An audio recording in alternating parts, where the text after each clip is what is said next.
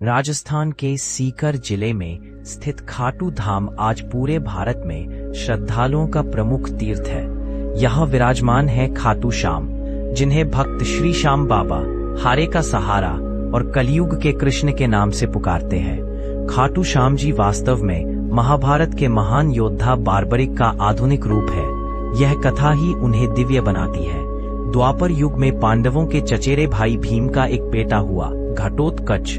घटोत्कच ने नाग कन्या मोरा से विवाह किया और उन्हीं के घर में जन्म हुआ एक अत्यंत तेजस्वी, साहसी और असाधारण बालक। जन्म से ही बार्बरिक में दिव्य शक्तियां थीं। जैसे जैसे वह बड़ा हुआ, उसका कौशल देखकर मोरा भी चकित रहती।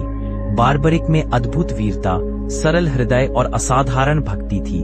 वह जब धनुष उठाता था तो लगता था जैसे किसी देवता का अवतार धरती पर उतर आया हो। बार्बरिक के गुरु थे शिवजी, जिन्होंने प्रसन्न होकर उसे 3 अद्भुत बाण दिए।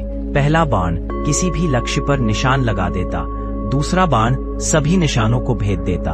ये 3 बाण पूरे संसार को जीतने की शक्ति रखते थे। माँ मोरा ने पुत्र से वचन लिया, बेटा तुम्हें जहाँ भी युद्ध दिखे तुम सदैव कमजोर पक्ष का साथ दोगे। बार्बरिक ने यह वचन हृदय में अंकित कर लिया। जब महाभारत का महान युद्ध आरंभ होने वाला था, बार्बरिक ने निश्चय किया कि वह युद्ध भूमि अवश्य देखेगा। वह अपने 3 बाण और नीले घोड़े पर बैठकर कुरुक्षेत्र की ओर निकल पड़ा। उधर भगवान कृष्ण युद्ध की रणनीति देख रहे थे। अचानक उन्हें पता चला कि एक अत्यंत शक्तिशाली योद्धा 3 बाणों के साथ युद्ध भूमि की ओर आ रहा है। कृष्ण उसकी शक्ति परखना चाहते थे। उन्होंने एक ब्राह्मण का वेश धारण किया और बार्बरिक का मार्ग रोक लिया। ब्राह्मण: कृष्ण, बालक तुम्हारे पास कितने बाण हैं? क्या तुम युद्ध कर सकते हो?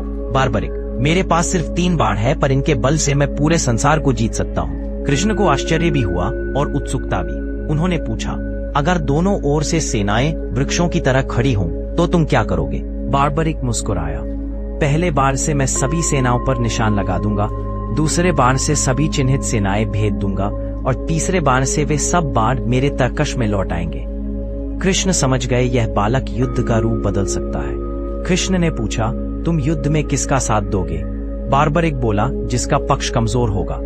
कृष्ण समझ गए कि यह संकल्प युद्ध को असंतुलित कर सकता है, क्योंकि युद्ध में कमजोर और मजबूत पक्ष बार बार बदलते रहते हैं। इससे बार्बरिक बार बार अपना पक्ष बदलता और युद्ध कभी समाप्त ही नहीं होता।